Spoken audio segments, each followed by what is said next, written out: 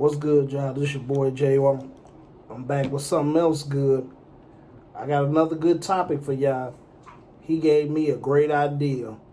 Today we finna talk about why do parents get them tablets and think that that's the answer to helping them when it's really not. But this is my guy. I'm gonna let him introduce himself. I'm Devontae. And he finna talk to you guys about tablet use. So go ahead and school them real quick.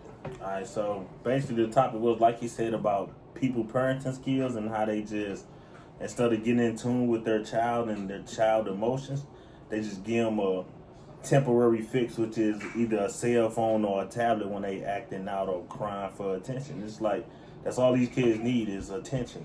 They crying is for a reason. Try to figure it out what it is, because kids are in tune with their own emotions as well. They know what they crying for, or what's upsets them, or what makes them happy. But people constantly throwing a tablet in their face, that's not how you raise your kids. Like, I understand we're in a different time now, and like technology wise, we more advanced than back in the day. But I believe in a quote that says, like, don't raise your kids how your parents raised you. Why? We live in a different time than what it was back then. So people, you take your kid out somewhere, like you said, what's the percentage as far as single mothers? 77%.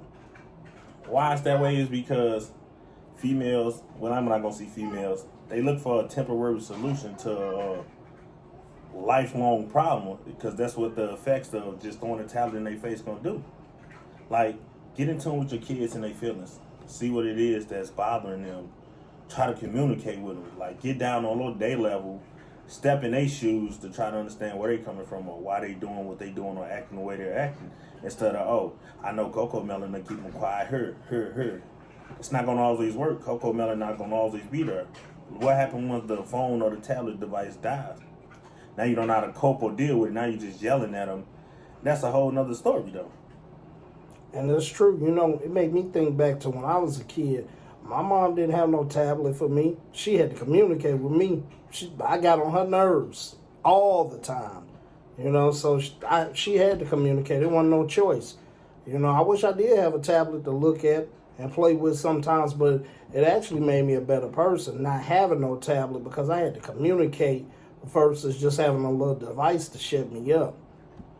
Yeah, that, and the fact that, like I said, I understand times different. Like now, we're going through COVID. You really don't, kids can't really go outside and be kids because a lot of shootings, all killings, all this. But it's like, indoors, do activities with your kids. Get them educational toys. Like, learn your child. Stop just trying to be their friend and be their parent. Stop just, because at the end of the day, you're going to have to deal with it regardless. Nobody's going to want to babysit, watch your kids, or even deal with you if, only way I can get them to be quiet is a tablet or a device. Why? Some people, they sensitive about their phone and what's in it. Like me personally, I'm a GM. It's a lot of, or us working a job where we dealing with kids with mental disabilities. Like, confidentiality is key. So it's like, certain stuff in our phone, we can't let people see or use. And kids know how to get access to everything. Like, you give them a phone, they can click on or go to whatever they're looking for. We give them that access. You got to limit that access to it. And it's like parents don't understand why their kids end up being the way they are. You have to teach your kids. Saying that you taking care of your kid, but when your kid act up, throwing them a tablet, what is your kid learning? Because once he get a certain age, he ain't gonna be playing with no tablet. So what are you gonna do next? How are you gonna be able to handle situations with your kid? If you had your kid playing with a tablet for the first 10 years of his life, now he's 12 and he defying you and stuff, how are you going to respond to that? You're not going to know what to do. You're going to be lost. And before you know it, the kid is going to be a statistic. A statistic. Why? Because you didn't want to communicate with your kid when he acted out.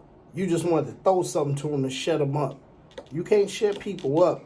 You have to treat people with respect, interact with them, and get to know who you're around. Just because you give birth to a kid, just because you got a kid in your house every day, if you're not interacting with them, you don't know that kid.